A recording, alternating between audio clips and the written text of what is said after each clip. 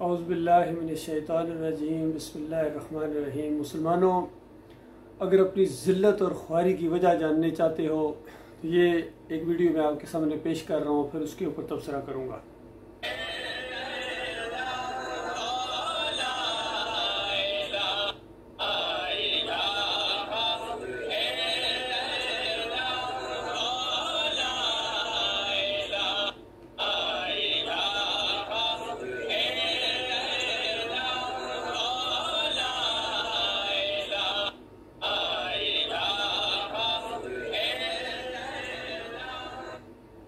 ये मुसलमान हैं, अपने आप को मुसलमान कहला रहे हैं। अगर इनसे पूछा जाए कौन सा दीन है, कहेंगे इस्लाम। कलमा पढ़ो, ला इलाहा इल्लल्लाह मुहम्मदुर रसूलुल्लाह। और ये कब्र के ऊपर फूल चढ़ा रहे हैं, उसकी पूरी पूजा पाठ कर रहे हैं। उसको ऐसा मुज़य्यन किया हुआ है जिस तरह बनी इसराइल के एक मुशरिक ग्रोह ने उस बछड़े को मुज़य्यन किया था, सामरी ने उनके लिए।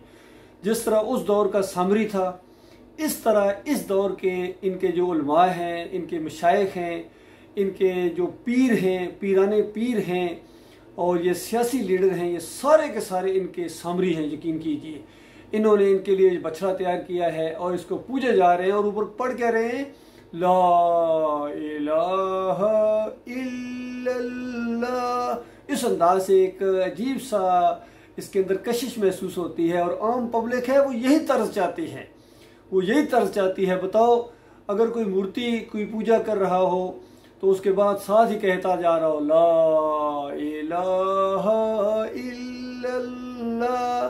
और इसी तरह ये जब इनका कोई जनाजा अगर आप देखें तो उसको कंधा देते हैं और ऊंची आवाज़ से कहते हैं कलमा शहादत अशहदु अल्ला इलाहा इल्लल्लाह। इनको कलमा शहादत का मतलब नहीं आता, यकीन कीजिए। अगर उसी वक्त खड़े होकर इनको कहा जाए ज़रा रुको, ये जो तूने आके जल्दी से कंधा दिया है इस मैयत को और ला इलाहा इल्लल्लाह कलमा शहादत पढ़ा है, जानते हो उसका मतलब क्या है? उसका मतलब अगर आप वहाँ बताएंगे कि इसका मतलब तो ये है कि अल्लाह के अलावा कोई माबूद नहीं है, कोई पुकारे जाने के लायक नहीं है, इसलिए या अली मदद या रसूल मदद, ये बिल्कुल मुशरकाना पुकारे हैं। और जिस तरह अल्लाह के अलावा किसी की नज़र न्याज नहीं है, इसका मतलब यह है कि जो 11वीं और 12वीं और ये केक काटते हो और मुहर्रम की सबीलें लगाते हो, ये तुम ला इलाहा इल्लल्लाह के ऊपर एक और ला चला देते हो। तुम्हें होश ही नहीं है, या वास्ते वसीले के साथ तुम दुआ मांगते हो कि या अल्लाह तुझे अपने हबीब का वास्ता, तुझे पंजर पाक का वास्ता और पीराने पीर का वास्ता और फलां दरगाह का वास्ता। तो यकीन करो तुम उस वक्त ला इलाहा इल्लल्लाह का बिल्कुल इनकार कर देते हो।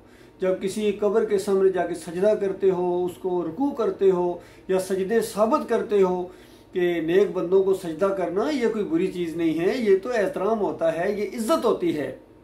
बिल्कुल इसी तरह कलमे का मतलब हमारे prime minister, ex prime minister Imran Khan साहब बताते हैं कि आज मैं आपको कलमे का मतलब बताता हूँ। हर तकरीर के अंदर ये बात कहते हैं कि देखो ला इलाहा इल्लल्लाह पढ़ने वाला आज़ाद हो जाता है, आज़ाद हो जाता है।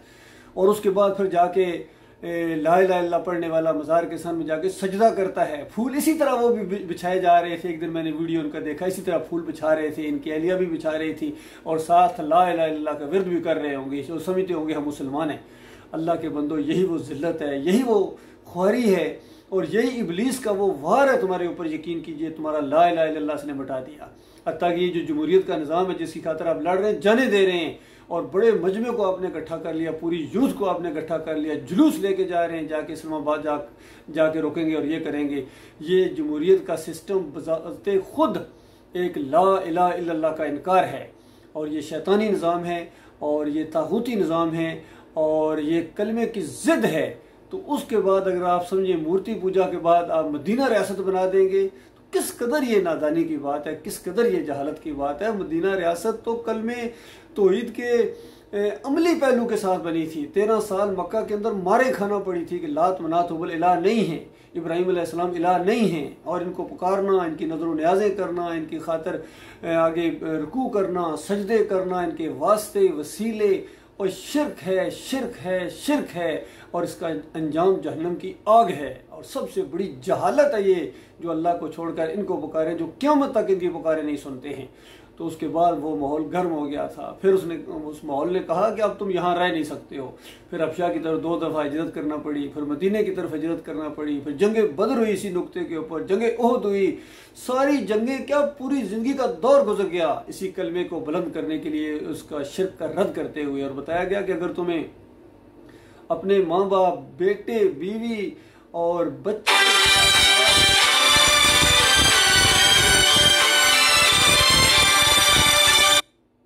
तुम्हारे ये कारोबारी तलकात हैं, ये सारे अगर तुम्हें अल्लाह और अल्लाह के रास्ते में जहाद करने से ज़्यादा प्यारे हैं तो उसके बाद फिर इंतज़ार करो, और जब मौत तुम्हारी आएगी तो जहन्नम की आग के अंदर तुम्हें उतार दिया जाएगा। ये सब कुछ हुआ था। अल्लाह के बंदो, किसको धोखा दे रहे हो ये मुसलमानों, और तुम खालिस हिंदुओं के रास्ते पर चल पड़े हो। ये मूर्ति पूजा है, कब्र की पूजा मूर्ति पूजा है। और हिंदू भाइयों को भी मैं ये कहूँगा कि अगर तुम कभी मुसलमान होगे तो इस तरह के मुसलमान ना होना, इस तरह के मुसलमान ना हो। ये ना हो कि तुम मूर्ति पूजा भी जारी रखो और ला इलाहा इल्लल्लाह मुहम्मद रसूलुल्लाह का विर्द भी पढ़ते रहो और फिर कहो कि हम जन्नत में चले जाएंगे। ये कभी नहीं होगा। इसी तरह ईसाई बिरादरी को, यहूदियों को, सबको यही कहना है कि कहीं ऐसा ना हो कि तुम ला इलाहा इल्लल्लाह मुहम्मद रसूलुल्लाह भी पढ़ो और साथ ये अकीदा रखो कि ईसा अलैहिस्सलाम अल्लाह के बेटे हैं, उज़ैर अलैहिस्सलाम अल्लाह के बेटे हैं, ये अल्लाह की ज़ात के टुकड़े हैं। तो ये बहुत बड़ा धोखा होगा, बहुत बड़ा फ्रॉड होगा तुम्हारे साथ, यकीन कीजिए। जैसा जाकिर नाइक इनको कलमा तो पढ़ाते हैं लेकिन उसके बाद इनको आगे प्रोग्राम ही कोई नहीं है कि आगे किधर जाना है। आगे बस कुछ ना, खुद को भी उनको नहीं मालूम है आगे किधर जाना है। उम्मत मुसलमान फ़िरकों के अंदर बटी हुई है, मसलक हैं इनके, कोई बरेलवी है, कोई देवबंदी है, कोई अहले हदीस है, कोई सल्फी है, कोई चिश्ती है, कादरी है, कोई अपने अपने इन्होंने दरगाहें बनाई हुई हैं, मज़ार बनाए हुए, गुम्बद अता कि नबी अलैहिस्सलाम की कब्र के ऊपर गुम्बद बना के इन्होंने पूजना शुरू कर दिया है। ये वो शिरक है अल्लाह के बंदो, ये वो शिरक है जिसके ऊपर हमेशा अल्लाह की लानत बरसी है। नबी अलैहिस्सलाम ने फरमाया लानल्लाहु अल यहूदा व नसारा इत्तखज़ू कुबूर अल अंबिया व सालिहीन मसाजिदा। अल्लाह की लानत इन यहूद व नसारा के ऊपर, इन्होंने अपने अंबिया और सालिहीन की कब्रों को सजदागाह बना लिया था। तो अल्लाह के बंदो, ये किसको धोखा दे रहे हो? अपनी जान को धोखा दे रहे हो। मानो, इस बात को तुम्हें मानना पड़ेगा। ये कोई ऑप्शनल बात नहीं है। इस बात को मानोगे तुम्हारी जान जहन्नम की आग से बचेगी, और इस बात को नहीं मानोगे तो फिर जहन्नम मुंह खोले तुम्हारा इंतजार कर रही है। यकीन कीजिए। लिल्लाह तौबा करो इंसानों, तरस खाओ। क्या गुनाह किया है इन तुम्हारे बीवी बच्चों ने? इनको हमेशा की आग के अंदर ले जाओगे, क्योंकि ये अल्लाह का फैसला है। अल्लाह ने फैसला कर दिया है, वक़ज़ा रब्बुका अल्ला ताबुदू इल्ला इय्याहु व बिल वालिदैन इहसाना, कि तुम्हारे रब का ये पहला और आखिरी फैसला है कि उसके अलावा किसी और की बंदगी नहीं होगी, किसी चीज़ की बंदगी नहीं होगी। ना मूर्ति की बंदगी होगी, ना मज़ार की बंदगी होगी, ना किसी दरख्त की होगी, ना किसी निज़ाम की होगी, ना बादशाह की होगी, ना सरदारों की होगी, ना रस्म व रिवाज की होगी, ना अपने नफ्स की बंदगी होगी। सिर्फ हुक्म माना जाएगा तो एक उसका जिसने इस कायनात को बनाया है, बस। सारे अंबिया की यही तालीम थी, सारे अंबिया ने यही तालीम दी है, ये तबलीग की है।